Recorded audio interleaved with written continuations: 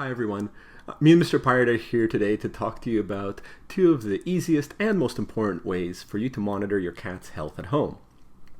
This video is sponsored by a company called Space Kotty, who make a really cool little enclosed litter box with built-in monitoring systems for your cat's weight and a way of tracking of what they do in the litter box and broadcasting it through an app to your phone. They have a super cute video that I'm going to throw in the links below that I suggest you watch because it's really adorable. Like, it's actually a really cute animation. So why don't you go ahead and click on that and watch, and Mr. Pirate will wait here and remind everybody else who isn't watching the video to squish that subscribe button and pet the bell notification icon and share and like this video and all that good stuff so that the good message can be propagated. All right, welcome back. So as you see, what Space Kotty does is it keeps track of your cat's weight and it keeps track of your cat's elimination. And why is this so important? Well, I gotta say, monitoring body weight is by far the easiest and definitely one of the most important ways of monitoring a cat's health. And this isn't just because obesity is a problem. Yeah, we don't want cats to get too fat. You hear that, dude? Not too fat. You're perfect though. So obesity is obviously an issue you got to manage in any pet, but also just trends in weight over time is a really useful way to assess a cat's health and to detect health problems before they really get serious.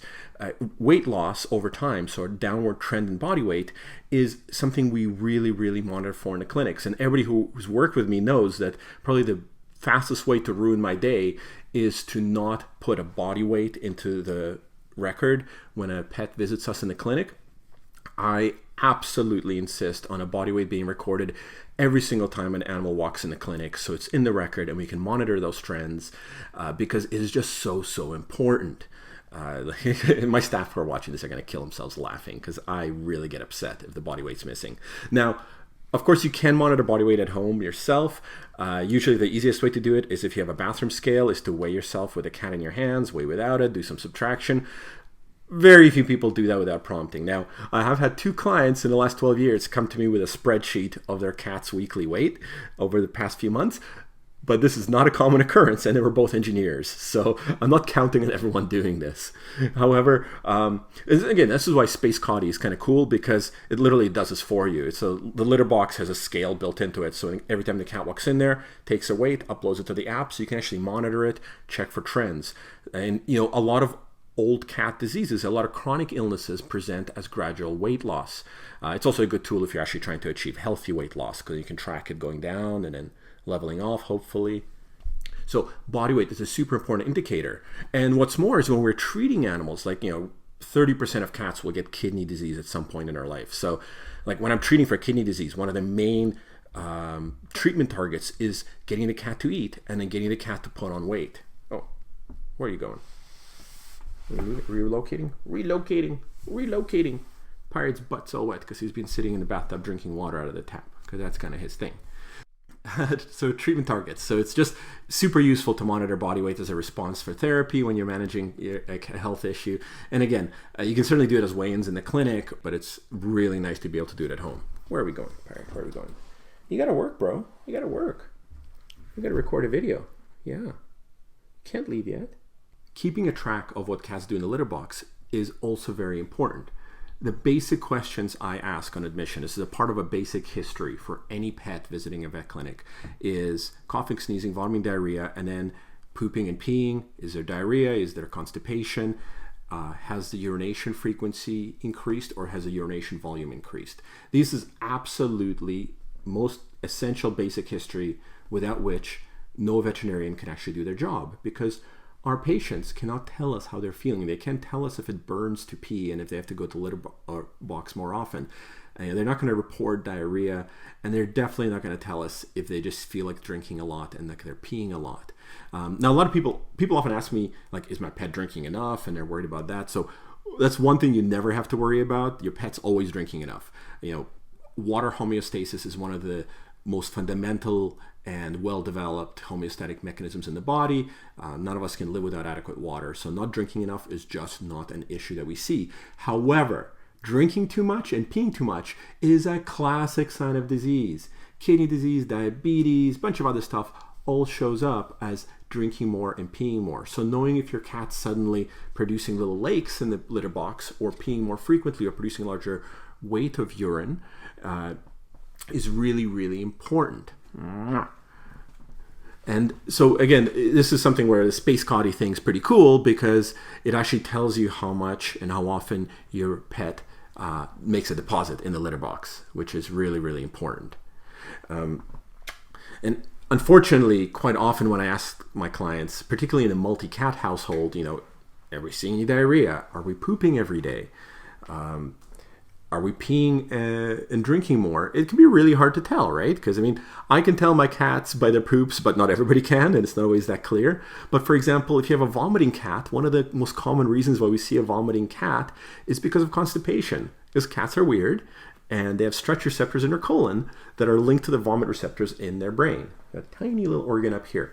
So they, when they're constipated, they get nauseous. One of the first things you look at in a vomiting cat. Weird, right? But if you know that your cat hasn't pooped in 3 days and it's vomiting, well, you just saved yourself a lot of trouble and a lot of diagnostics trying to figure out why your cat has a vomiting disorder. So they're constipated.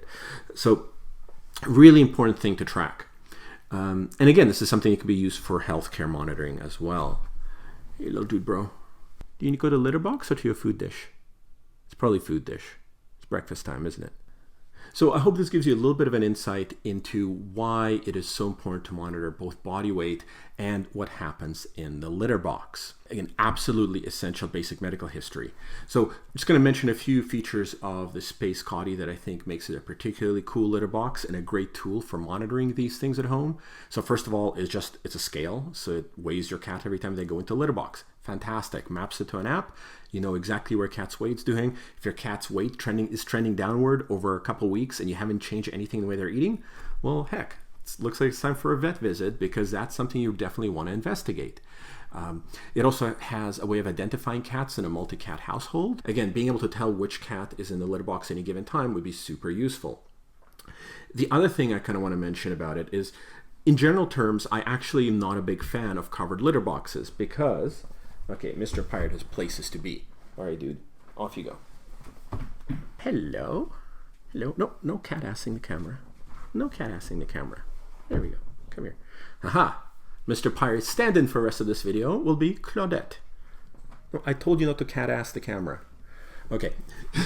So I'm often not a big fan of covered litter boxes, mostly because they kind of turn into foul-smelling gateways to Hades, from which you can actually hear the smell because people don't clean them very often. So that's one advantage of a litter box that tells you every time it's used, is that you can actually go and clean it, because you should be cleaning a litter box every time a deposit in it is made, not only for monitoring purposes, so you can see if there's diarrhea or if there's abnormal amount of urination, but also just for cleanliness purposes, because it's really important for a cat to have a nice, clean, nice smelling litter box. The other thing is ventilation, and again, the Space Kotty actually has a little fan that ventilates the litter box with an odor absorbing layer, which I think is a really neat idea. So there's that problem fixed. So you know that it's been used, it's well ventilated, and then you can go and clean it, which will make your little cat friend very happy and reduce their stress levels. And I'm going to talk a bit more about this in the litter box video that I'm planning to make. But of course, one of the advantages of litter boxes is that they do slightly reduce the amount of litter sprayed around, because as we all know, there's certain cats that take going to the litter box as an opportunity to have a digging contest and maybe some sort of a dirt rally, and maybe just skip around sprinkling cat litter all over the place.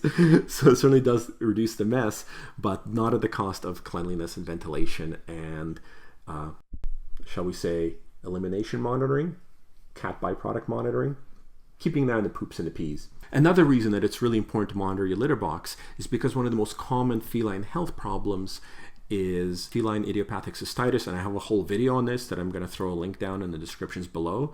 But it's characterized by more frequent trips to a litter box. So if a cat's going in and out of the litter box but not producing urine, or producing just tiny drops of urine, that is a huge red flag. That's a visit to the vet, and that's a visit to the vet right away. Don't wait to see if it gets better, because it won't. So don't be calling me on 6 p.m. on a Saturday evening saying, oh, my cat's been in and out of the litter box all day, can you help?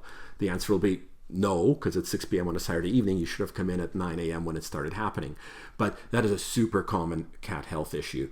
And again, if you're seeing your cat going in and out of the litter box 7 times in the morning and nothing's being produced, well, you might want to check that they're not constipated, or more importantly, that they don't have, it's called a blockage, although it's not really a blockage. I explained it all in the video, just go watch it. But obviously a super important health issue that can easily be detected by monitoring your cat's litter habits. And again, wouldn't it be cool if you just got an update on your phone every time your cat went to the bathroom instead of having to watch them?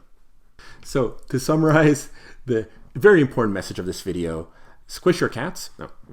No. It is very important to monitor your cat's body weight over time, and it's very important to monitor what your cat does in the litter box. And if it's outside of the norms, then you might want to have it checked out. And Space Kotty is a great tool for doing that at home. I think it's a great product that's going to really improve animal welfare and be a really cool tool for monitoring and improving cat health. And do keep an eye on the goings-on in your cat's litter box. And don't forget to squish your cat just a little bit each day. Till next time.